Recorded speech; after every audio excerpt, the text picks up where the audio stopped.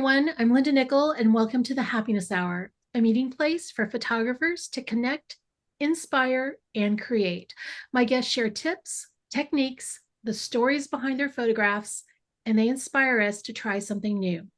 The schedule for upcoming presentations is on my website at lindanickell.com. And if you haven't subscribed to the Happiness Hour YouTube channel, please check it out for sessions that you may have missed. Tonight's guest is Brad Smith. Brad is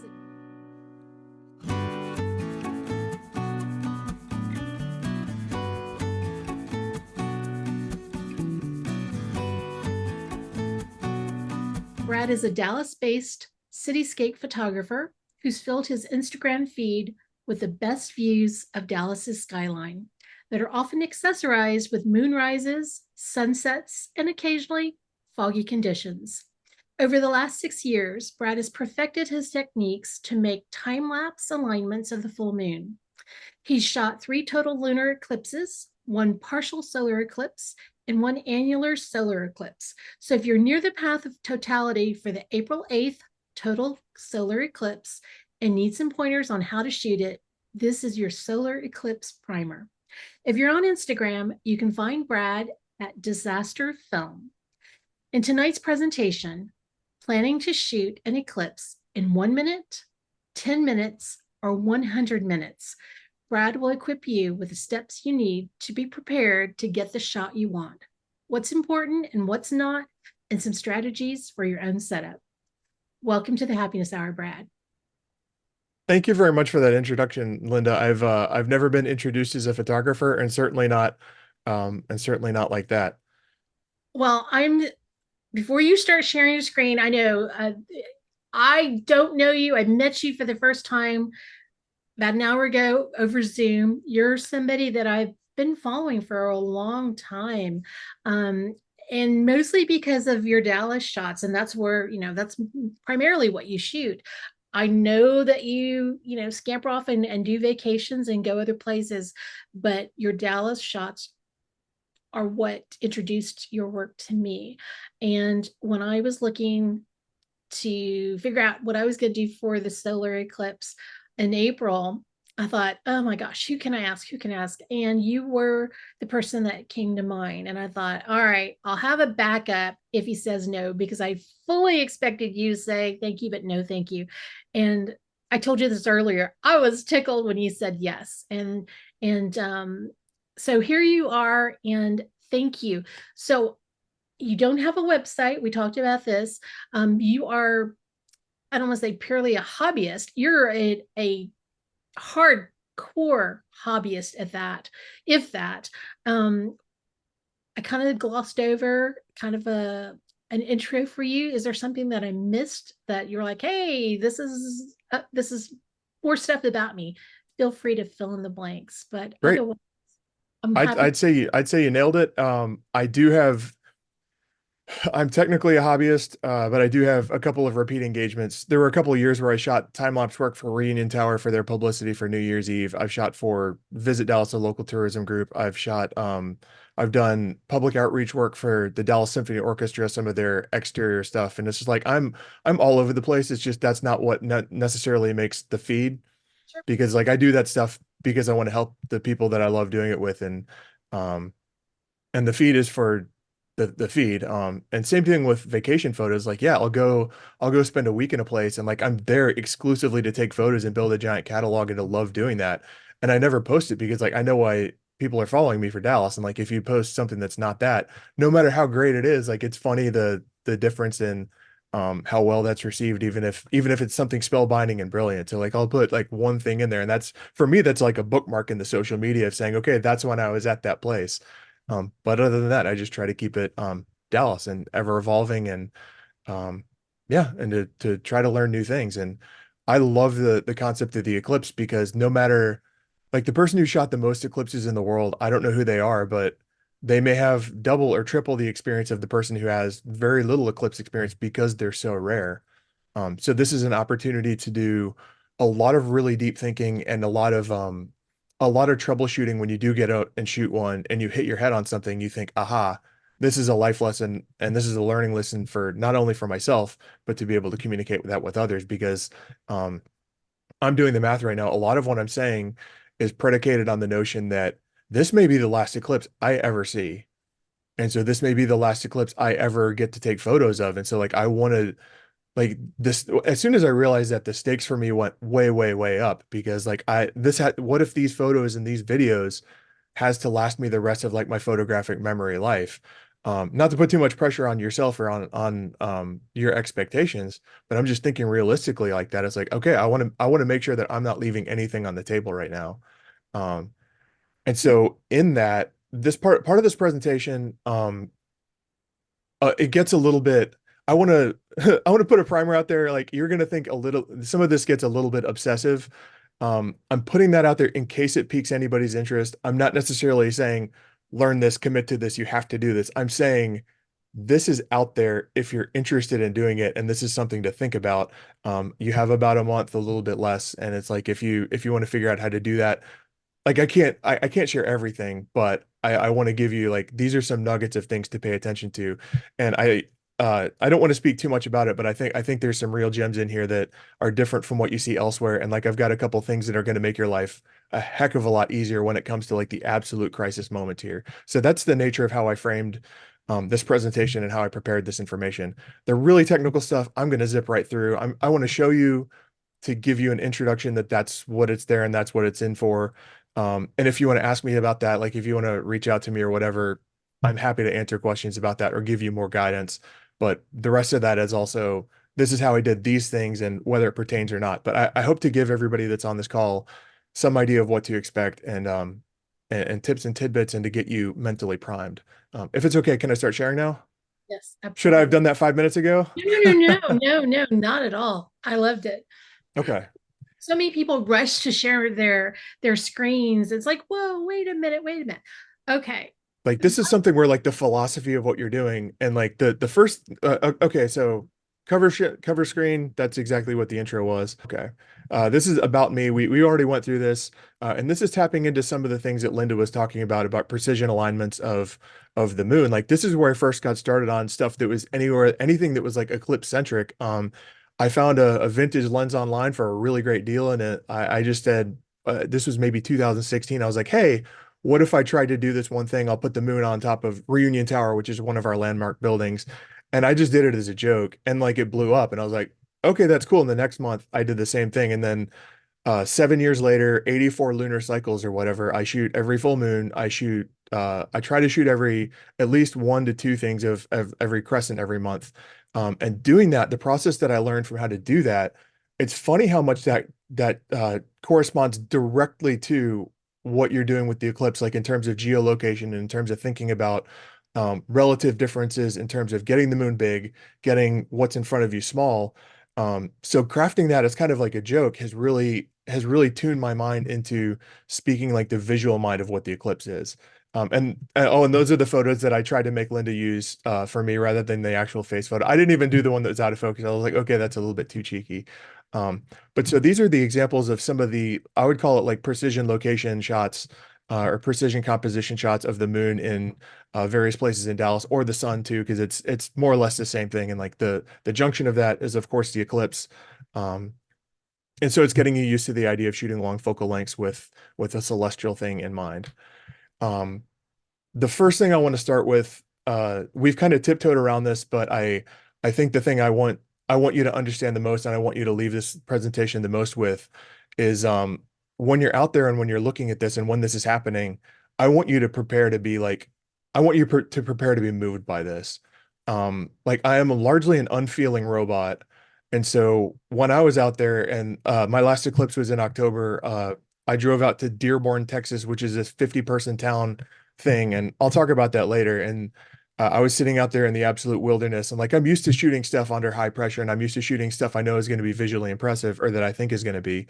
But when I'm out there and like I'm giddy and I'm smiling and like I'm having like this emotional thing, I like for me to be largely like unemotional about it and then to be struck by this, for people who are more sensitive and for people who have a little bit more emotional fluency and maybe flow of that through their lives, like prepare for this to be quite an experience.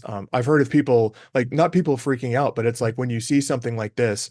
I talked to a psychologist the other day about this. We were in a waiting room and she was saying, yeah, like they say people freak out, but what's happening is when you see something like it's normally daylight, and when you see something hidden that's obstructing what's otherwise driving the daylight, a lot of that becomes a sign for the people, like the things they're repressing or the things that they're like in conflict with themselves. Like suddenly they see the moon block out the sun, and like that little conflict inside them starts bubbling. And like I absolutely thought about the world differently when I drove back from West Texas after the eclipse. So the first thing I want to say is prepare to be moved. And I want to tell you that because the more you prepare your mind for it now, and the more you think through the process of what you're about to do, the less likely, like when your knees start shaking, uh, I want you more likely to be able to carry on with what you're doing while you're enjoying that at the same time, because it has to be synchronized. Like the time sequence is so short. So number one, I want you to be ready for that because it's going to happen and it will probably affect how you shoot.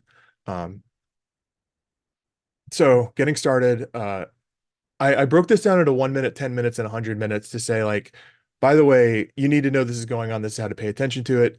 10 minutes is like, these are some pointers about how to do really well with your setup. And 100 minutes is see how much of an obsessive little autist this guy can be about making stuff. But there's some nuggets in there. I swear you don't have to do everything. But when we get to it, I hope you'll understand like why extreme planning and incrementization makes us better. I shouldn't have picked that word.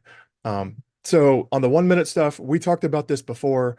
Um, if you want to see the eclipse, you really owe it to yourself to be in that black bar. Uh, if this was an annular solar eclipse where it's the ring of fire, you'd want to be as close to that blue line as possible. But for a total solar eclipse, if you're within those red lines, within those black bars, you're going to get something great. It's going to be more or less the same thing that everybody else sees. The only difference is going to be it's going to happen for shorter, the closer to the boundary you are, and the longer, the closer to the center you are. But we're talking 20 seconds, 30 seconds difference. Um, the point of this picture is prepare for, and we talked about this before, a couple people chimed in about what they're hearing and what they're expecting. Prepare for traffic, prepare for people to go gangbusters. Like this is population centers that are outside of the eclipse that I think, okay, these are areas where they're going to try to congregate. And when you think about cities, I think parking lots are going to be overwrought with people in motorhomes and with people camping out and with people doing stuff. And for me, like I drove to Dearborn, Texas, which is uh it's some unforsaken part of the West Texas by near where that 90-degree angle is out approaching El Paso. I slept inside my vehicle overnight. Like I made it to this cemetery right outside the city because they had this like open spot where people park for funerals. It was outside of the cemetery. It was right on the line. I knew I could park there overnight and I knew I'd be fine. Nobody would even know I was out there. I woke up the next morning at 7 o'clock in the morning and there were people parked down the street that was crossed onto that. With 1 hour to go in the eclipse, the whole place, like people were turning around and doing loops looking for places to pull off where they thought they could park because like that tiny little town was so overrun. Um, and I shot the eclipse all the way through. So people started leaving after totality, whatever. Um, so prepare for some mayhem. And I'm going to talk about the value of traveling versus the value of staying home if you're within that zone a little bit later. Like well, spoiler warning, I don't think if you're inside the line right now, I don't think you need to like work as hard as you possibly can to get to that middle blue line. Your mileage may vary, but when you're picking your spot, make sure you look to due south to the southwest. Make sure you've got a clear frame of view, and this thing is going to be overhead. It's going to be 45 degrees, which is halfway between the ground and totality, up to 60 degrees above the horizon, which is two-thirds of the way to straight up. So things to pay attention to. People normally forget about power lines and trees and stuff as the sun is moving. Just try to steer clear of that and find a spot you can with it, with that being open. Time sequence. I'm sure if you're on this call and if you're thinking about it, this is just a recap. Like I don't think we want to obsess about this, but these are the times it's happening. It's going to be on April 8th, which is a Monday. And by the way, I think the factor that this is going to be on a Monday is going to make it even worse. If this was like a Wednesday or a Thursday, people wouldn't be likely to, it may not be this bad mayhem, but I think people are saying, oh, I can road trip it. I can go on the weekend and then I'm only taking Monday off and blah, blah, blah. Anyway, getting off of that. Um, the bare minimum, I would say, like, if you just got a new camera and you're still figuring out the menu system and all this other stuff, like, either give yourself a crash course to get familiar with it, or maybe think about something you know backward and forward. Um, for me, like uh, without spoiling too much of the future stuff, like your camera is going to be confused at what it's seeing. Like it's going to be, it doesn't know what you're looking at, and it doesn't necessarily know how to resolve what you want. And the more you know how to manipulate and contort it to get it to do what you want, like the more comfortable you are, the better your result is going to be. Um, long focal length, like this is for shooting exclusively like the full frame or as close as you can get of the moon, of the eclipse with the corona. Um, I like somewhere in the 600 to 800 millimeter range. Um, I'm not telling you to go out and buy an 800 millimeter lens. I'm not telling you to go out and buy anything. Like what you've got is probably going to be great. If you have a teleconverter that you never use, this may be a time to flirt with, oh, hey, would this be worth trying? Maybe it may get you some range. Um, if you've upgraded cameras from a crop sensor to a full frame sensor, this may be an opportunity to get a little bit more reach, megapixel depending, by cutting away the full frame sensor. So like I'm shooting these, I shot the last one exclusively with APS-C crop sensor cameras, and I left all my full frames at home. I think you want a tripod support system. I saw people out there just trying to like muscle it and do it. Like it didn't look like they're having any fun. I'm sure what they did was fine. You can be successful that way, but I want to eliminate variables and make sure you get something good. So if you have one, get familiar with it. If you have to knock the dust off of it, now's a great time. Um, and solar filters, yes, you absolutely need those. I don't want to talk about the horror stories. Like you can read tons of them online about this, but I do have some hot sports opinions about solar filters. Um, so the picture you see on the bottom left, like this was one of those expensive. I've got, a giant lens that has like one of those drop-in trays where it's like, oh, you screw your filter in, and I got a really expensive solar filter thinking this is going to be great. It's going to drop in. I don't have to get a big one. It's going to be perfect. And the day before, I was out on the road, like I was traveling for work. I was in New Mexico, and I was just thinking, oh, I wonder I didn't know what kind of settings to look at. I wasn't sure what kind of shutter speed or what kind of camera settings to use. So I was like, I'm just going to preview what the sun looks like. So I dropped the filter in, pointed it to the sun, and started trying to focus. And meanwhile, like I'm looking at it in live view, and like it's going a little bit haywire. And then all of a sudden, no matter what I did, I couldn't get it to stop blinking just bright white. Like I knew something was wrong, so I knocked the swivel down and looked at it, and like in about 15 seconds, I'd melted through that solar filter because the way the sun had concentrated through the lens, down through the lens to where the tray was, and melted that. So if you're trying to use a drop-in filter, I would strongly, strongly advise against it. Stick with something that's exterior only and in front of your objective lens. Um, and you'll see a lot of pictures. I've seen a ton of ads for, oh, look at these expensive square filters. They're going to be great. It's perfect optical quality, blah, blah, blah. In my full-time job, I'm a professional engineer, and if you know anything about professional engineers, you know we don't pay full price for anything. So expensive square filters, no, I can do you way better. I use these little $10 things. I put a an Amazon screenshot of exactly what I'm using, and this is okay. I hate to say I'm starting off with maybe the most valuable thing in the presentation being right now, but let me show you what to do about these DIY filter holders. Well, let me show you what I did before. So like. I melted that one overnight. And so I had a couple of these where I was like, oh, I was going to back up and then I was going to like use it for my eye or whatever. And so I was thinking, okay, it's the day before. I just melted the only filter I was depending on. What can I do? I've got these little things. And the rest of this was like, I went to a gas station and said, okay, what can I do with what the tools I have in my truck? And I found these, this is a silo, one of those paper bowls, and so I knew it would fit over the lens, and I like taped this to the front of it, and I like cut some slits, and I crammed that over like the objective of my lens, like over the end of it, and just kind of held that on. Like that was my makeshift make do, and you'll see the results. Like it kind of worked, but it proves the point. Like this little flimsy, $10.50 thing, it comes in like uh um so I guess you see a thumbnail. Like it comes in these little tiny like flat packed cardboard things or whatever, and like the filter is inside. Anyway, $11.50, $10, whatever they are.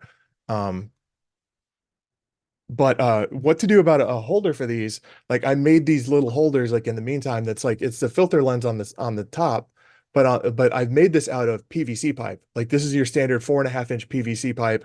I just saw cut it at 3 inches. I've spray adhesive, some padding on here or some cardboard or some bubble wrap or whatever. And the idea is like, and certainly for the total solar eclipse, you need to be able to take this thing and yank it off really quick and put it on really fast, because when it's the maximum part of the eclipse, when it's the peak part of the eclipse, you don't want that filter on. You're not going to be able to see the corona and all the differences. So right when it goes from 99.9% to 100%, you want to get your filter off as fast as possible. And so there are going to be people who are going to be like fiddling with stuff and screwing stuff and putting stuff around. Like I wanted the fastest thing in the world that I could just take right off and set down, and then I'm shooting without the filter on. And then once you know the sun is coming back, I want to be able to drop this right back on. So I came up with this little PVC solution. I've got a partial one here. Like it's literally 4.5 inch PVC that I cut the length with a hacksaw. And as a demonstration for this, like this is just like a Canon L lens or whatever. Um, like it just fits right on. And if you see that on there, you see that little indentation, that means that it's flat and it's pressed against that. So you're not going to get the waviness of the thing. So literally I just took the sheet of solar filter and cut it and taped it down around the outside. It's worked great. I've tried this out. It seems to work flawlessly. And like I just showed, like it fits on and off in a heartbeat. So if you've got a weekend, like it took me maybe 11 minutes to make this. I have to do it 5 more times for all the rest of my cameras. But like this is the winner right here. Like hot opinion, go with these. Um, and the other thing is like, okay, I don't want to fight on the internet. You'll see tons of people say, oh, you can't use a neutral density filter. I ran a video camera for like 20 or 30 minutes in a row with a 16.5 stop neutral density filter on it, and it focused on the sun the whole time. And I'm talking like it's a Nikon P950, one of those like super telephoto zooms, like running video the whole time, turned on the whole time. It took 20 minutes of that just fine, like with a 16.5 stop. I wouldn't want to use a 10 stop and I wouldn't want to stack filters, but people say, oh, you can't do that. You're going to destroy your camera. I mean, maybe some people have, but I ran a 16.5 stop for 20 minutes on that on a big camera, and it's fine. So, your mileage may vary. If that's what you've got, okay, you might want to try it. Other than that, if you have time, like Amazon ships these overnight or within a week. I recommend the 6x6 filter film. Real quick, Brad. Somebody was asking, how did you attach the filter material to the PVC? Okay, yeah. So I'll run a sample of that. Like what this is like I took it and I laid it on there, and then like where in the parts where it's overhanging, I just cut little strips through, and then I made one strip and then taped it down and then cut the next one and taped it down. So it's just I can made a continuous cut circle of that. Um, and then you may be able to see it here. Like it's just like athletic tape all the way down. Like you can see the corner sticking through here. So I just went strip by strip and then did a big fat wad of athletic tape around there to bump out so it's not hard, so it's a little bit spongy. Oh, and by the way, it's PVC, so you can write what lens this goes on, so you can keep them all organized. Does that make sense? Like, It did. okay, I'm gonna put this It did stuff to back. me, and I'm the least technical person in the room. So hopefully, Barbara, that made sense for you too. Okay, well, hopefully it makes an easy trip to the hardware store as well. Like it's hopefully it's pretty simple. Like I was shocked with how well that worked, quite frankly. This is something you think about on the drive back. It's like, okay, how could I have done this better? Um, so that's the absolute basics of the bare bones things you need. And now it's going to be a little bit of here's some stuff to set yourself up to do a little bit better than just like going and clicking a photo. Um, this may be a good slide to screenshot. I don't know if we want to read through all the bullet points because um because like I know that your time is valuable and I don't have you all night, although I could turn this into a 2 hour presentation really quickly. Um, I do want to talk about manual focus on your lenses. Set it once and don't touch it, and like check in every now and then. But it's like, again, your camera's going to get confused. It's not going to necessarily understand what the sun is doing or like find that little contrast area if you're in phase detect autofocus. And like if you're going through your viewfinder, like just use live view, zoom in and set it. And like, I wouldn't say lock it down, but just don't touch it. And you're going to be fine. Um, if you've got an electric shutter, like this is something where like when you're shooting like really long focal lengths above 300 millimeters or so, if you're using a DSLR and the mirror slaps up and down, like that can introduce some vibrations into your camera that can unsteady your tripod or that can make your images look soft, although everything else is fine because it's actually moving that camera. So if you've got an electronic shutter option or if you're shooting mirrorless, that's the one to do where you're introducing as little movement as possible. Tripods, again, highly recommended. If you've got a beefy one, like I would say pick your best tripod. And if you've got to haul it, just you'll appreciate the weight a little bit later. Um, Attaching the tripod to your camera, a bunch of people fight on the internet about what kind of support system is best. Gimbals, pan heads, ball heads. I'm using exclusively gimbals and pan tilt heads, just because I like those a little bit better. They just work for me. I like the idea that you're isolating your movements to like, okay, now I'm rotating, now I'm pitching up. Like I like being able to incrementally do that one thing by the other. Um, and ball heads, like I tried to use a ball head out there just to see what it was like. And like the moon or the eclipse is so small, the sun is so small, and you're trying to find it, and you're just introducing the opportunity of completely getting off track. And then every time you have to focus and recompose, like it's going to get a little bit hectic. Tripod systems and making sure these can pitch upward. This may be a good opportunity to pause for a little bit. Um, so the first time I went out there, I I had this tripod and I had it like this is a gimbal system, and I have this little thing that centralizes the load. Like it's a big heavy lens, and so I've got this little clamp on the bottom that like you can just mount it centrally where the weight is going straight down. And so I hooked that up, and then right when the eclipse was happening, I was like, okay, well now it's time to go 65 degrees vertical, and I did that. I untwisted it, and tried to bring it up, and I got hit with that. And it's like it wasn't gonna go as far up as I needed to. I didn't try it before. Um, I wish I had, and like I lost a couple minutes as I was figuring that stuff out. So I would say give your test setup a run through, make sure it can point all the way up. In fact, you can even go outside with your solar filter on the day before, and the sun's going to be more or less in the same position, so you can test that. Um, same deal happens with pan tilt heads too. Like if depending on what you've got, like this one, if I tried to do it, it's like, okay, this one goes all the way down. It doesn't go all the way that way, and it doesn't go all the way this way. Like it kind of hits and locks out. So you either have to turn it around backwards and use it like that. Anyway, every one of these is a little bit different. So it may just be understanding what your individual setup is, and knowing your gear better than anything else and being able to give it a dry run through. Um, so that's those are things that like you'll see a little bit later how I made that mistake and how that actually affected what my end result was for the October eclipse. And a remote shutter cable and intervalometer. I love these things. I swear by them. I have a ton of them because they're just so handy.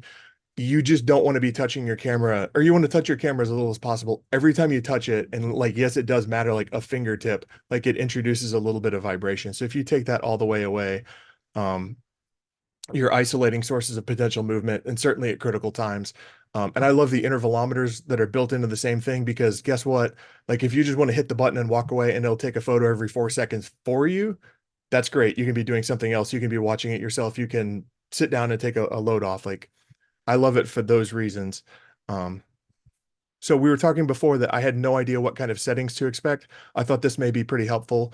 Um, these are and in the bottom right, these are the EXIF details for the photos that I was taking. Pretty much the whole part of the eclipse, like if there weren't clouds in the way, I was shooting ISO 200 f8 and 1/320th of a second, but that had a teleconverter on. And it was a 1.4 power teleconverter, which knocks you down one stop. So ISO 200 f8 and 1/640th of a second, like that's the ballpark. And your camera and your lens may be a little bit different, but like with the filter on, like expect that. And if you're thinking about how big is this going to be in the frame, the boxed in photo, like on the bottom right of that set at the full annular eclipse, that was an effective focal length just over 1,000 millimeters. So that's how much it fills up the frame. And everything you do that's a little bit wider than that, like of course it gets smaller.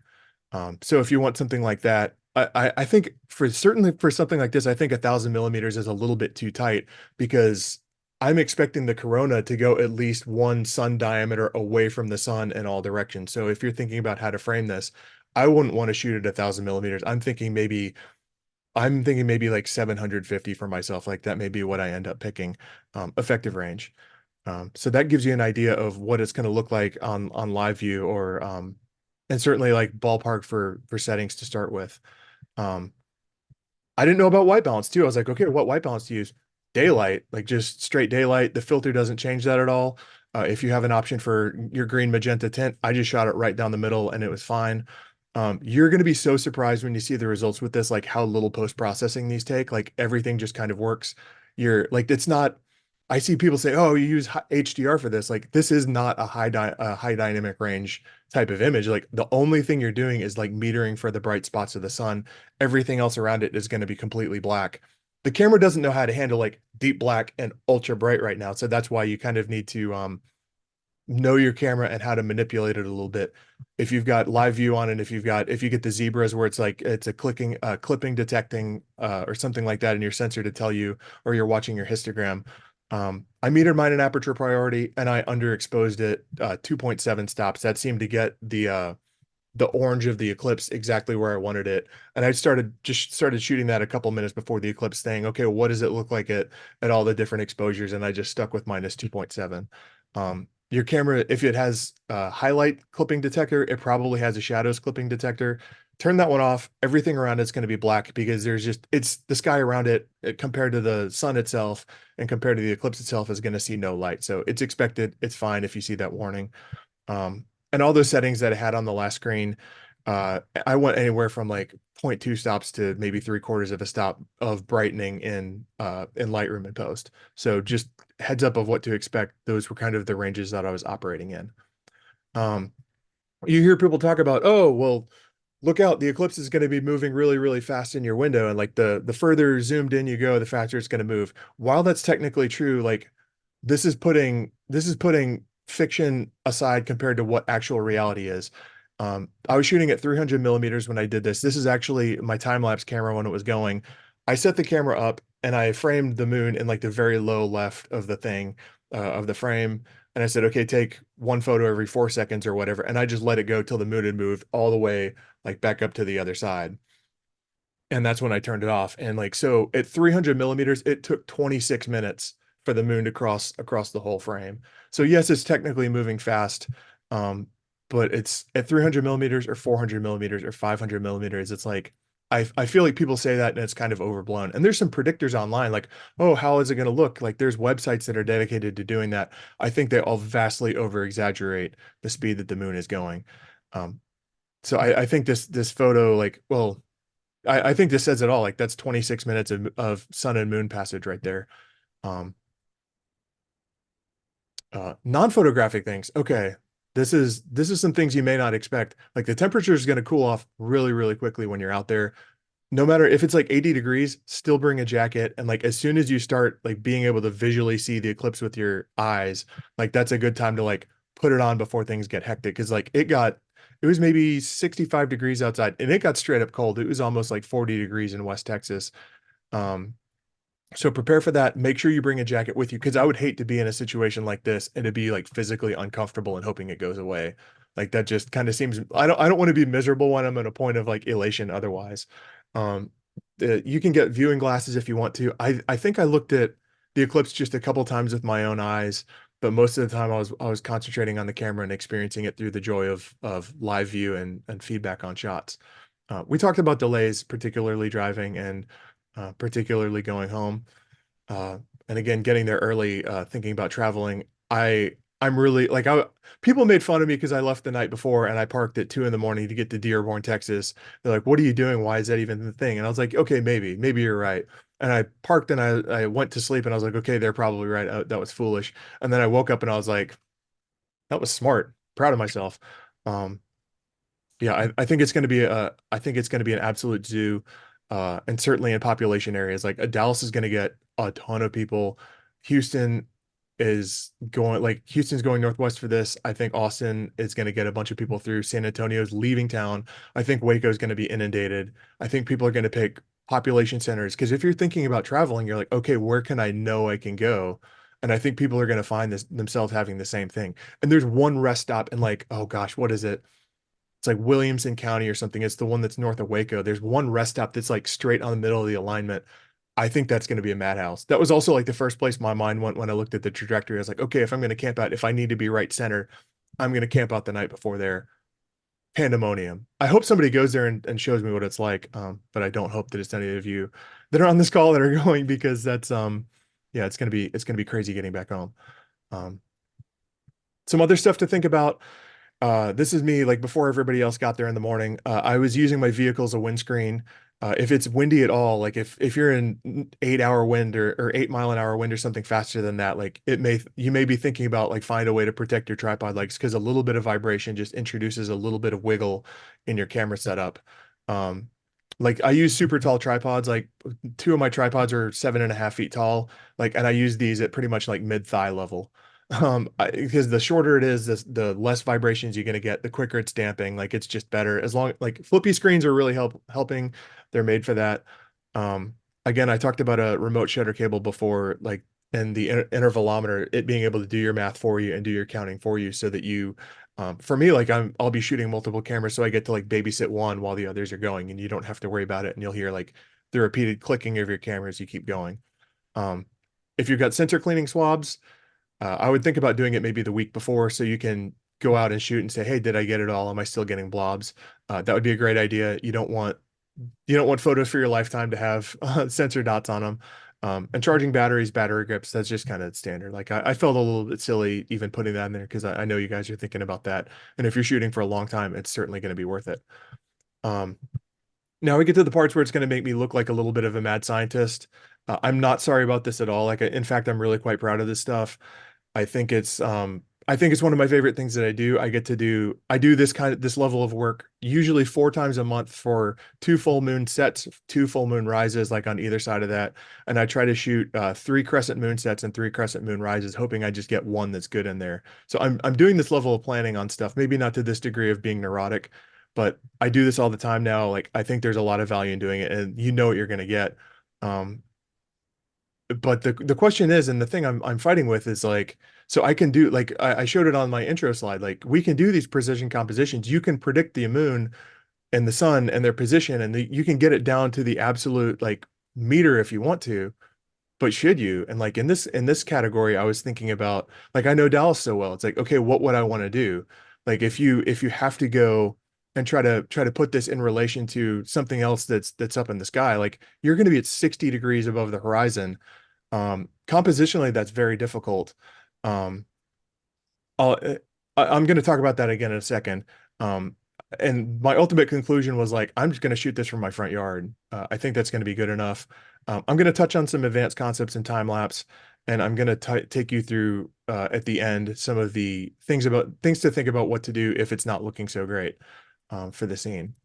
So, like I was talking about before, like precise composition of the moon on top of, or the eclipse on top of whatever you're trying to do. Like the way this works in the relative frame is people are like, oh, they always ask you, how do you get the moon so big? It's like the moon is the same size. Like the real question you need to ask that unlocks this idea in your mind is, how do you get the city so small, or how do you get that building so small? And when it's at the horizon like this, it's really easy. Like you just go further away from it. Like I make Reunion Tower and the Margaret Hunt Hill Bridge here in Dallas look tiny because I'm 4.1 miles away from them. And when you think about it that far away, like, yeah, they're very, very small in the distance. And when you think about that compared to the moon, that's how you equalize the size. You can do that in like to create the moon illusion, you can do it when it's close to the horizon. But what happens when you're pitched way, way, way up? You can't generate that distance anymore. And don't freak out if you see a square root or trigonometry functions in this. I realize that may be a triggering thing in the slide. I know everybody didn't love algebra 2. I happen to do it. Um, but yeah, even mathematically here, like the same concept. Like if I wanted to put the eclipse on top of Reunion Tower, I can't get 4 miles away from it. I can't get 5 miles away from it. I can't even get one. Like you have to shoot at 60 degrees because that's where the eclipse is happening. And you know Reunion Tower is 550 something feet tall. So if you're trying to put those in relation to each other, the furthest distance you can get away if you're sitting like at the ground is 635 feet. And so it's just like you can't minimize the size of what you're shooting around to maximize the size of your moon. And if you try it, I did this for a couple of total lunar eclipses. Like, and no matter what I tried to do, I shot a bunch in 2019 and 2020, 21 and 22. Uh, I mean, the picture that's kind of like center right is exactly what I'm talking about. Like that's me looking up at the moon. And if you try to do that, the Reunion Tower, the ball is way too big and the moon is way too small. Like you just can't reconcile the size difference because you can't get far enough away. And you can do tricks with like, okay, we'll find something in the sky that's a little bit smaller and shoot around that. Tried to do that with Pegasus, and like there's only so many compositions you can make. Same with the Bank of America Tower. The tower is too big, the moon is too small. Like you just at that distance and like looking straight up, I couldn't get the image that I want. And so me being the nerd for being able to precisely align anything, like, yes, I can do it, but I think the value here is just focusing on the moon itself and not trying to do too much with the image. Extra footnote on that on the planning side is like, okay, well, if you're going to do this, if it starts at, 12 o'clock, are you going to go create a little scene on the sidewalk? Like, are you setting up multiple cameras, or you're blocking this out? Are people going to be edging you? Are people going to be in your way? Are you going to be in their way? Like, you've got traffic to worry about. You've got human biology to worry about. Like, you've got all these things that are compounding to have potentially a really bad time. So for me, the question of should I do precise composition of the moon to try to put it in relation to something, I could do it. I don't have any compositions that I was really believing in. And now that I've thought it through and I've really wrung my hands over this for weeks and months, I'm deciding to not. I think the best thing to do is just prioritize the eclipse, the moon, the corona, the sun itself, getting the full scene and just maximizing that. Um, so not to pull something out of a movie that's, from the 80s, but it sounded like the only winning move for me was not to play. If you live somewhere though, or if you're traveling somewhere where you've got a really great idea, I don't want to dissuade you from doing it. It's certainly something to try. And if you've got something that works, I'll shut up and let you guys do that. If you want to do it, this is the stuff, this is where we kind of get into a little bit of the weird science stuff that I think I may just zip through these slides because I don't think a lot of people may enjoy this. It looks like Excel, it looks like plotting, it looks like graphs, and it looks like math. This is how I would identify, like, this is how I've broken down the trajectory of the eclipse. Like, I just did it 5 minutes at a time and plotted the major events, blah, blah, blah. You can create equations that model this stuff so that you can blah, blah, blah. Like, screenshot the post if you want to, and if you want to read through it. I don't know. Like, I think I'm going to give a bunch of people tired head if I just try to talk through this. So this is the level of planning that would go into it if I was trying to do something like that. It's also really helpful for what I am going to do, and I'll talk about that later. These are the times I did it before. I actually made the mistake of posting these on my social media stories, and I just I took them down because I was tired of being bullied about it. Like, don't, like, they're like, don't bring math into this, don't bring whatever. Like, I get it. Um, so ultimately, like, it's about predicting where things are going to be and using distance to estimate angles and blah blah blah blah blah. Okay, I get it. Like, just make fun of me in the chat. I'm good for it. Like, I love it. I do it all the time. I love it. And I accept that, but it's what it takes. Anyway, moving on. So if you want to try something a little bit fancy and you've got a spare camera and you want to be shooting the eclipse for the eclipse, but you also want to try time lapsing it. Like I talked about before, I did one little stick of shooting time lapse where I just framed it in the window and I just let it go for as long as the moon was crossing across. And I turned that into a video that I'll share a little bit later. But this is what some of those frames look like overlaid on each other. It's the same thing I shared about, like, this is how much the moon moved in 26 minutes at 300 millimeters. Um, but you'll see the chatter online like, oh, if you're time lapsing it, you need it to be on a tracking mount. It's like, I don't think you do. And I shot one short stick of this before, 800 something frames. And it helped me get a plan for, I drove back thinking, okay, well, I time lapsed a tiny bit of the eclipse. How am I going to do the whole thing now? And footnote, by the way, like, if you look at this, you see the actual ring of fire is like on the very low left. Like, that's because when I was showing you about my tripod where it hit it and it dinged and it took me a minute to get my stuff reset, like, screwed up over my own tripod. Like, I missed the frames that were centering because I wanted to put that eclipse like in the middle and have the ones leading up and blah blah blah. This is the results of me not knowing my gear the last time I tried to shoot this after preaching to the choir about it. This is me not taking my own medicine. Um, so I'm gonna try to do this right now. I'm gonna get out of the presentation and I'm going to go and I'm gonna bring up the um the time-lapse video that I posted to social media about this. Um, but this is an animation of all those frames I was showing you before. And what I did is I animated this to keep the moon centered, and as it's going up in the frame, it's creating the illusion that it's rising. So this is ultimately like what I posted to social media, and like I mean, I don't do stuff for social media likes and for adoration, but like I felt like I got a lot of credit for this, and I felt like people really enjoyed seeing this because it's something like, it distills the 26 minutes of the moon at its best and the eclipse at its best, down into something that's very easy to consume. And it's 30 seconds of watching something that's absolutely incredible. a 855 frames at 4 frames a second or whatever. So this was the deliverable that I posted. Um, this is a second render that I'm about to share of what it looks like if you don't animate it for like just looking at the raw video itself. I'm just animating all the frames that it was taken, and you can kind of see some of the clouds going on. Like that's bound to happen. Um, and this is just the moon by itself. Like I think this is a little bit more impressive because it's like it's what your real eye experienced. And if you pull up the Excel tracker that I coded on this thing, like it tells you where in the frame it's going to be all throughout the eclipse. Like that's the reason why I did it. But yeah, this is what it looks like just by itself. But this introduced the idea to me. It's like, okay, well, that's how you shoot 26 minutes of the eclipse. How do you do the full thing? Um, so if you like, it was really easy to do this, by the way, like to it was pretty simple to do that. Literally all I did was set that camera up. I had the same metering, I had the same exposure time, and I just let the intervalometer click all those as it went. So if you want to do something like that, like if nothing else, it creates a really cool overlay like this of all the different stages of the eclipse as you get closer. But if you want to go one step further, oh shoot, okay. So this is a bit of a display about how the animation for this worked. Like it was the same frame as before, but I cropped the smaller version of this window, and then I just kept moving that crop window around to all these different frames as the eclipse is going. So the animation is of the moon moving, but I'm also moving the crop window along. So that's how you animate it to keep it centered. That's a bit of the headache in the post processing, and it took a bunch of trial and error. Like it did not go well. Any of the theory for oh this will work and this will work, like I just had to drop it and say okay I'm just gonna get close and then get close and then get close. Um, but it was when I was sitting here and doing this that I realized like this is the answer to time lapsing the whole thing. Like rather than just letting like having one camera going and going all the way from one corner to the other, I'm going to do it with two cameras. So if you really want to time lapse the whole thing, I'm planning to time lapse the whole thing. If you have duplicate cameras with duplicate lenses, I don't know how many people I'm talking to there, but this is at least introducing like the mad scientist aspect of what I'm doing. And so you see how it's going to work. Like I'm going to shoot rather than starting at the bottom left, I'm going to shoot low left like in the corner like on the rule of thirds, and I'm going to stop on the rule of thirds and pick up with an overlapping field of view for a second camera and then start that one and turn the first one off. At that point, like after the first one, it's going to be fine. And like you're reframing and recomposing with the off camera while you're waiting for the other one to get there.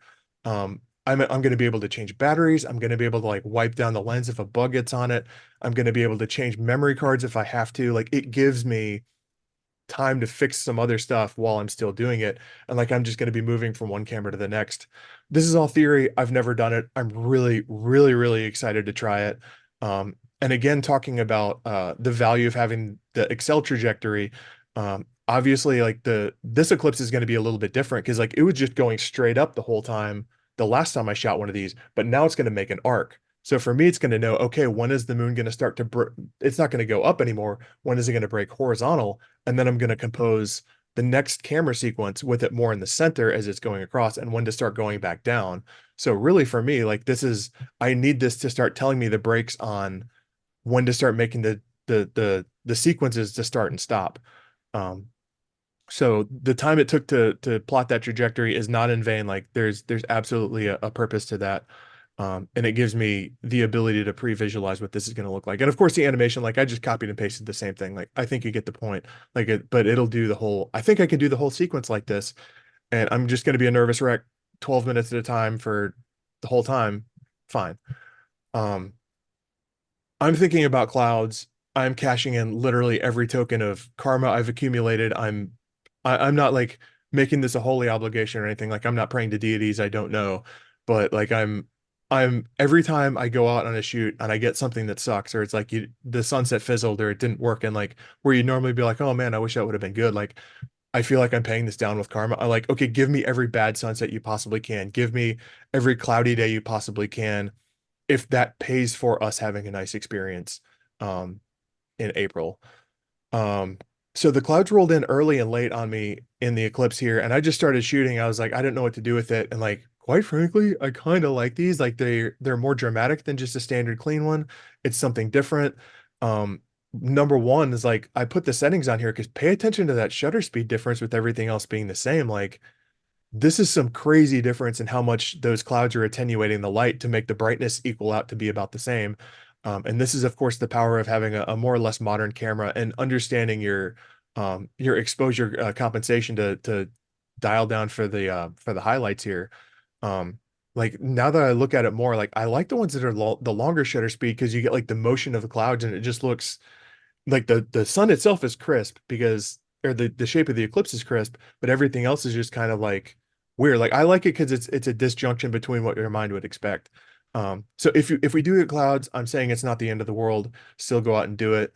In fact, I kind of like some of these the all the more. I wouldn't say I like them more than the than totality because it's totality, and who are we kidding? And if we would have had this at totality, I would have been a little bit salty about it.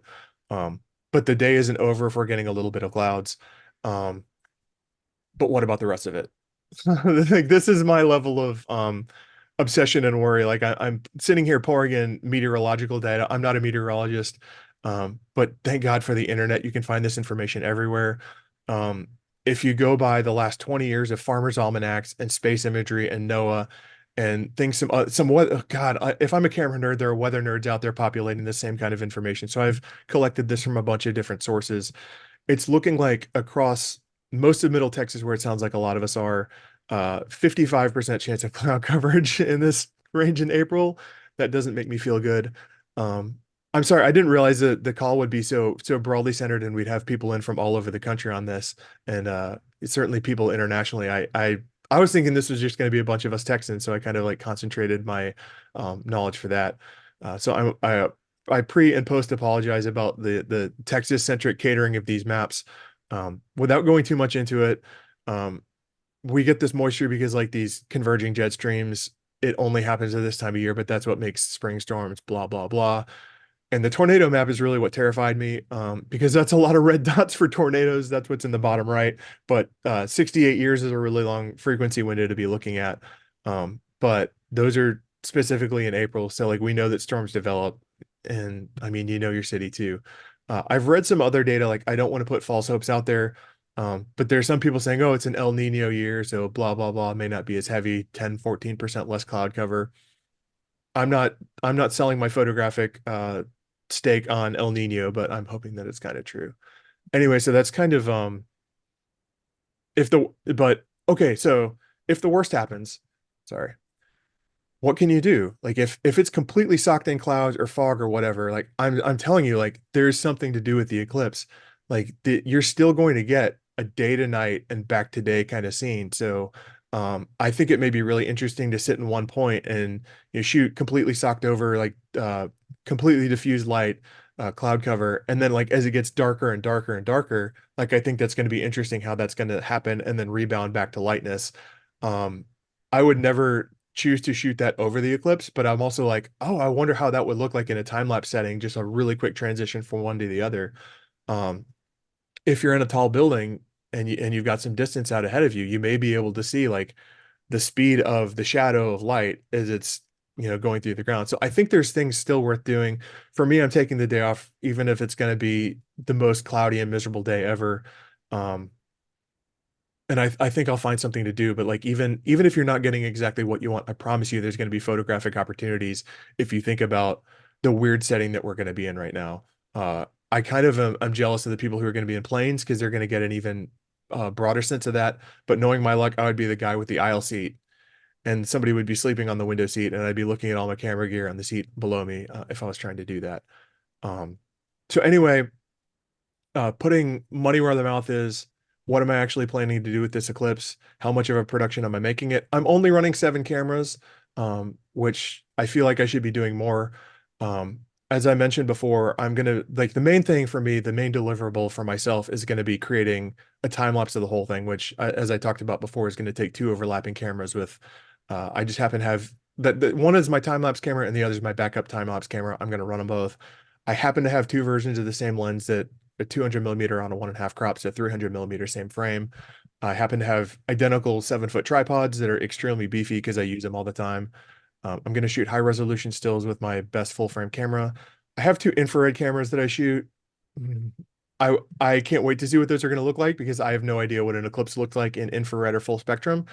I will show you afterward, I guess. Like I don't, there's not a lot of information online. I don't think a lot of us are doing that. But prepare for me to be the person who's doing it.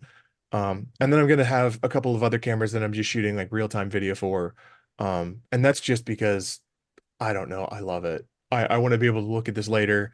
I'm gonna want it in all forms, and I just happen to have I happen to have pre-populated a junk list of incredibly compatible stuff that you can do amazing things with. So like number one, like that's the things I'm doing.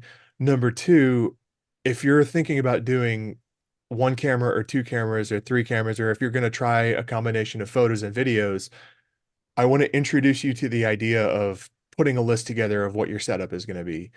It was really helpful for me to do this. Think about the camera and think about the lens. Like people do that all the time. You may have a good idea what your tripod is going to be, but to identify it and give yourself uh the task of thinking this through and like writing it down, then you make sure that everything is exactly where you want. If I have to pack this up, like if Dallas is going to be cloudy but somewhere else isn't, I'm gonna put this in the back of my car and go. Like this is a really helpful packing list. Um, you're gonna be glad you have it. And again, like a lot of this is gonna be information to get you to think about before so that when the actual moment is happening and crisis is happening, you're not stressing it and you're not like forgetting stuff. And that's it for the, how did I do on time? Okay, sorry. All No, right. no, you did great. I was, I'd give you more time if you needed it. All right, let me get you to take your screen down. Yeah, okay. I've got a handful of questions right off the bat. Lydia's wanting to know, what do you think of photo pills?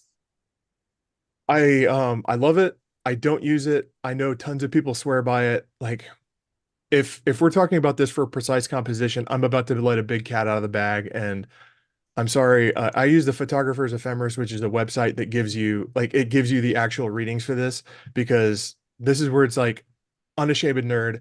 I've built in a 3D model of the whole city of Dallas using engineering software from work that I've taken with me from every job I've ever done. So I load the coordinates from that into that model, and I use that in real time to predict and navigate where I'm going to be. I think PhotoPills is a substitute for that. If I didn't have these incredibly expensive and long developed engineering tools ahead of me, I would probably think about using something like that. I love the notion that I think it's augmented reality where you can take your phone out in the field and it puts an overlay of where that stuff is. If I didn't have the tools I had, and if I hadn't already been doing this for 7 years, like kind of in my workflow that I am right now, I think I would probably think about doing that. I also think it would maybe be a good idea if I did that kind of for a field check in the field when I'm out there, because sometimes like, oh, I think the moon's going to be about there. I didn't do the precise math. I didn't go to that level of step, and like sometimes it's a little bit different than I was expecting, and I wish I would have set up a little bit different. So I think it's incredibly helpful. I wish I could say I used it. I probably should, and I probably should. I'll put it that way. Um, I think it's going to be really helpful when you're out there in the field, but in terms of knowing where to go, I think that's the problem because otherwise, are you going to drive around the whole city looking for things to align and like you're like, okay, well, here's too far back, whatever. Like, frankly, I like knowing where I'm going before I leave home.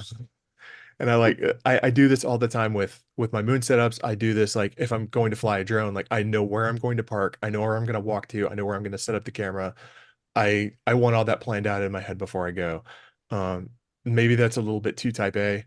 Maybe that's like I'm so envious of photographers who are just like, oh, I don't know, I'll figure it out. I'll go with the breeze. Like the intuitive photographers, I love you, and I'm so jealous and envy, like both jealous and envious at the same time of people who can do that.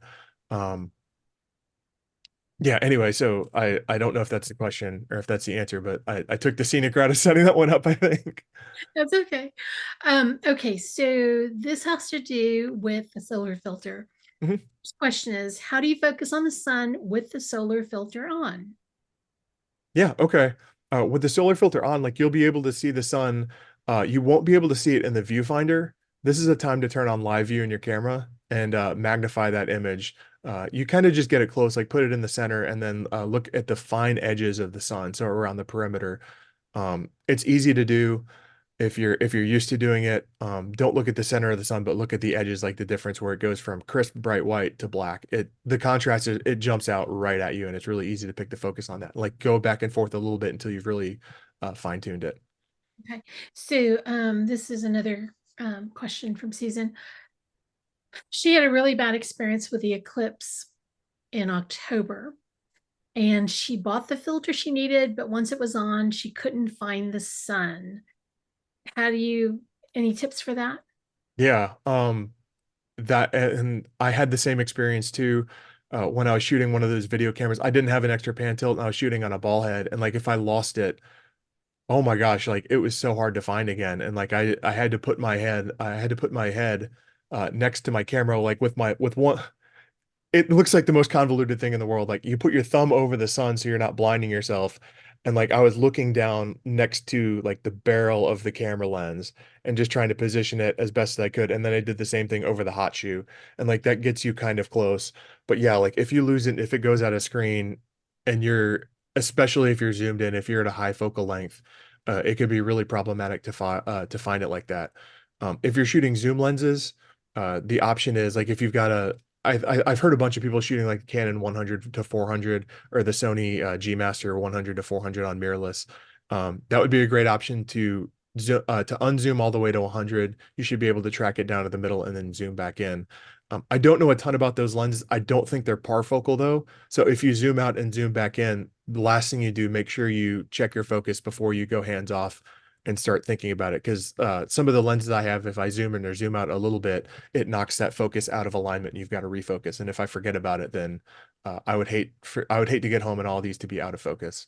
Sorry you had that issue, Susan. I did too. It's like, and you're chasing this tiny little demon up in the sky surrounded by tons of black without a viewfinder to help you out. Okay. Jamie's got a question here. How do you ensure that you keep focus when taking the filter off and putting it back on? Yeah. I think that's going to be a lens by lens case. I would certainly think about depending where your focus ring is on each of your lenses, maybe you create your ring with a little bit of geometry. Like if you've got a big broad focus ring and it's at the very end, you may think about just doing like a short 1 inch filter on there and sticking it on that way where you're not completely covering up how you modify it and how the manual works. Um, I would certainly check focus after you take it off and after you put it back on just to be sure. I don't think the filter itself affects the focal distance, but anytime I touch something like that, I think it's going to be a good option, just a last minute double check to do. Um, and you and the whole point of having the easy on and easy off is that totality is only going to be a couple minutes. Like every second is going to count there. So like minimizing vibrations and making sure you get it right the first time, like absolutely critical. And like, but I would absolutely spend the extra seconds to double check after touching that part of your lens that it's been taken care of. And that's a big problem with screw-in filters too. Oh my gosh, especially if you have a moving front element. Whoo, you can twist it just a little bit. Um, and it could completely throw you out of focus to the point where you may not realize it until too late. Linda's got a question in here. Where she is, they're only going to get 80% of the eclipse. So she wants to know, should she leave the solar filter on? Yes, the solar filter on all the way through the part of the eclipse. I would only take like I'm only planning to take it off when the sun is completely covered by the moon and you're at full totality. Like I wouldn't ever want direct light at this intensity. Um, in this setting going all the way through with the footnote being like some of those images I showed in my self introduction slide are me pointing a 500 millimeter camera straight at the sun like in the middle of the morning with it low on the horizon. A little bit of different situation with the light rays in the morning being different than being straight on top of you because the atmosphere you're cutting through is a little bit differently. But certainly for this degree of verticality, if you're not at 100% occlusion with the moon in front of the sun, keep the filter on. Linda's question is not me, Linda, but Hmm. there are a couple Lindas in here. She says, I see you have the Nikon P950. That's an all in one, correct? And then are you still using manual settings or auto settings? She's got the Nikon P1000. She used auto settings in October. And the pictures came out pretty good. Okay. I used the P950. I didn't use it for photos. That was one of my video cameras. I just kind of like I don't ever shoot that one with photos. I think I did exposure compensation, maybe minus 2 to 3 stops on that, and that was it. I let the camera do the rest of that in terms of controlling that. If you're taking photos with it, I know it does have options for more manual settings. Um, But by the way, like what a great camera for this kind of setting. Like I feel like they were built for this kind of thing, both in photo and video. Like it's for people who don't know, the P900, 950, and P1000 are those super zoom cameras where they go from like 24 millimeters to 2000 to 3000 millimeters using a big telephoto lens on a tiny small sensor. You may have seen some of the internet marketing videos of somebody on a beach, or of somebody looking at people on a mountain, and they keep zooming out, zooming out, zooming out, zooming out until they're on a beach and the mountain is way off in the distance, and you finally see it at 24 millimeters. Um, yeah, those are great cameras. Like maybe not for every situation, um, but if like a travel camera just by itself, you can only take one and you got to do a bunch of stuff. Yeah, great. And certainly for eclipses, oh my gosh, absolutely valuable. Okay, great. Jan's got a question about your tripod. Mhm. What brand of the heavy tripod do you recommend? Oh, if I go back to that list, I think you'll see that I'm completely brand agnostic. Same thing with the camera too. Like, okay, I'm shooting. Well, I love it when people ask, "Oh, what camera brand do you shoot?" My answer is yes, because in the last year, like I post stuff on socials. My main breeds are Pentax, but like I'll shoot a Sony. I've got a Fujifilm that I use all the time. I've got a Canon I use all the time. I'm shooting Panasonic Lumix for Micro Four Thirds in special settings. I've got the Nikon. So like I'm the most brand agnostic person in the world. All my stuff looks the same anyway, so it's like the only point is like the form function, and same thing for tripods. The heavy tripods that I'm using, I've got these gigantic, these Benro, I think it's like a TMA 47 or something like that. Those are my 7.5 foot tripods. I love it because they get you somewhere. Um, they get you like there are times where you just need 7.5 feet, and that's the only way to get it. Um, Luckily, I'm tall. I'm 6'4", so all I have to do is like put my arms up there, and I wouldn't have to need a step ladder. Um, I do like Benro's gear. It is much more on the budget side. I think those are like $250 or $200 tripods. They're not fun to carry. They're heavy as all get out because they're aluminum construction. Those are the heavy ones I recommend. My main camera, I'm going to be shooting this on this, like my maybe second tripod ever, which is this god awful monstrosity with center console. It's heavier than all heck, but it's so stable. Like the wind can't blow it over. I'm also shooting, I've got a pair of Manfrottos that I'm going to be using for some of my lighter ones. So it's like, I think it feels like whatever one is in your closet may be the best one for you. Um, like I think you can live with pretty much anything. And luckily we're not if you think back to those settings for the EXIF data on those samples, like you don't like these don't need to be logging exposures. All you have to do, like all it's doing is holding it steady. And then the actual photo itself, you're way less than 1 second per photo. Like it's in the fractions of a snap there. I wish I knew the settings to tell you about for when the total solar eclipse is in effect. I've just never shot one, and I don't have a lot to pitch off of. I think we're all going to be figuring that out unless I find somebody online who's got that pre-populated, but I didn't really find a lot of data about other people doing that. So I mean, I think tripods matter, but in this case, like I think just having one is going to be like that's your recipe for success. So I would not say this is your opportunity to go out and buy a new tripod and you're really going to get value out of it. I think if you have one and it does the job, like I think sit with what you've got. Okay. All right, last question. This is Jamie. What is the elapsed time from first to fourth contact for this one? Do you know? Yeah, it's about 2 hours and 2 hours 40 minutes. About I'm checking that verse all from each of the borders that I looked at. Yeah, 2 hours 40 to 2 hours 41 minutes. Okay. There's a note in here from Barbara that says Mr. Eclipse has a good website with specific settings for total eclipse. So Great. we all learned something, right? Thanks, Barbara. Appreciate the feedback. I'm gonna go look at that and see what he says. Okay, I think I caught everybody's question. If I didn't, I'm so sorry.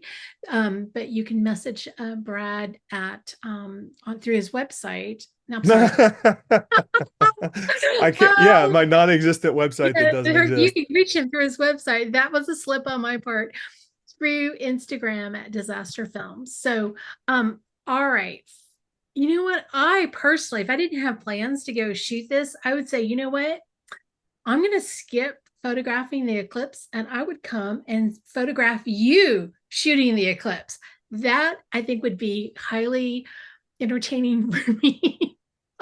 That's my eighth camera, by the way. Like I'm on the second Okay, story. I'm okay. going to be on the balcony. I'm going to run a time lapse of myself with an eighth camera. I didn't want to put that on there because like how that sounds a little bit narcissistic, but like Oh, I think it's going to be hilarious. I don't know what I'm ever going to do with it, but it's not only like me scrambling to like look after all these things, but also it's going to be like the progressive darkening of the sky. Like I think there's something there too. Like it's really funny you mentioned that because I've thought about that too. I think it goes back to, looking at this 20 years from now. Look at what I did and how crazy I was, and maybe I wasn't that crazy. And darn, I wish I had that 10th camera. Yeah. So I I think that footage is going to be more memorable for you later down the road after you get some rest. I can I drop this in as another suggestion? I thought about putting this is one of the slides that got deleted as I was trying to neck down from 78 slides to set to Yeah. 28 or whatever. Um, if you're in a big group with people, like if you have a second camera or like if you have like a crappy like point and shoot or something like that, while you're watching it and trying to do this, like take photos of the people that are around you too, like people with their mouths open. Uh, I've some of my photographer friends have been hired for the city to stand in at like certain science museums or in certain parks or whatever, or they're doing that anyway.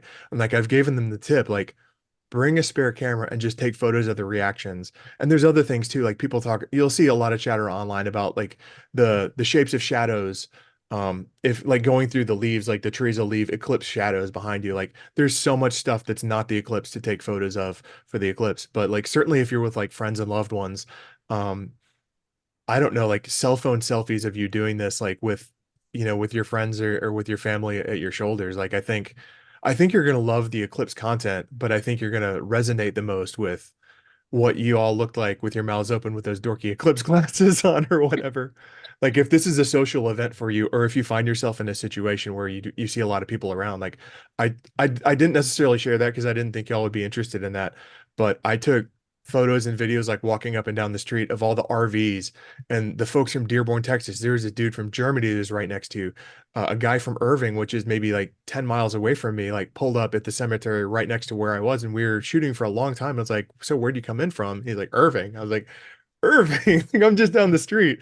So I don't know, like I think it made for just a rapid connection. And it was certainly like a single serving friendship, like you're there for 2 hours or whatever with people. And, but yeah, like the photos of the event itself that aren't the event, uh, I think those are going to end up being like photo album kind of photos next to your, of course, beautiful representation of the actual eclipse. And those are going to be the ones that are different than everybody else's too, by the way. Yeah. Let's cross our fingers for a good day. Yeah. Brad, thank you for sharing what you know. There was a comment in here from my dear friend Valerie, who's going to come, be happy. She's going to come to Texas for well, not so much for the eclipse, but coincidentally, it falls over her visit. So we'll be out there running the roads, I think. But thank Great. you for Like I've sharing. got friends coming for this too, like photographic friends and other friends, like they're crashing in my front yard. Yeah, it's gonna be it's gonna be either a party or mayhem or a combination of both. I'm not quite sure, but a lot of people are really excited about it, and we have a good reason to be. So hopefully everybody will get some great shots. And I'll say this: if you get a great shot, tag Brad so that he can see what you did. Not I'd love to necessarily, see it. Yeah. yeah. I mean, just like I would like to see what you did too. So you can tag me because I think it's kind of fun. But all right, Brad, thank you for coming. Thank you for sharing what you know. Oh my goodness. I hope I'm going to have to go back and watch this because I was kind of watching the chat. So I'm going to have to watch it and kind of like focus in. And then I'm just going to really ignore all the graphs and charts that you had up there because my loading. Zip right through that square root Yeah, divided I by was square like, root of three sign. I saw the square root of three and went, and then yeah, you're talking about algebra. No, I'm out, totally out. But I so appreciate your time, and I know it took a lot of time away from what your crazy life to put this presentation together for us. But it is so cool, and I'm so excited to be able to get you to come in and share this with this group. So thank you for. Absolutely. Thanks for having me, Linda. Thank you for moderating the questions, getting me straightened out when my mic wasn't working before everybody else got on. And for inviting me to do this and for introducing me to your group. It was a real joy to be able to put this together. I had to reconcile a lot of conflicting thoughts with myself. It's like, okay, what am I actually going to say about this? And I think the process of organizing my thoughts helped cement. Um, I mean, selfishly, it helped cement like what I'm doing, and like it forced me to put pen to paper a lot earlier than I otherwise would as a tried and true procrastinator. This forced non-procrastination. Can I put you on the spot and Sure, just, hey, would you come back and do another presentation specifically on your cityscape work? sure. Okay. Y'all Think heard it. like think about like cityscape is a very broad like how broad do you want it to be or how general do you want it to be? That is on you, but I want you to do one for us. So we'll talk about it. But Okay. I just wanted to get you on recording saying that you'd come.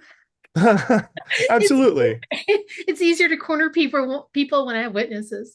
All Yeah. right, y'all. Thank you so much, Brad. All right, next week, wildlife photographer Tom Ingram Tom Ingram will be here to present capturing the emotional connection in wildlife photography. Until next time, go out and create something beautiful, and I hope that we see you again soon.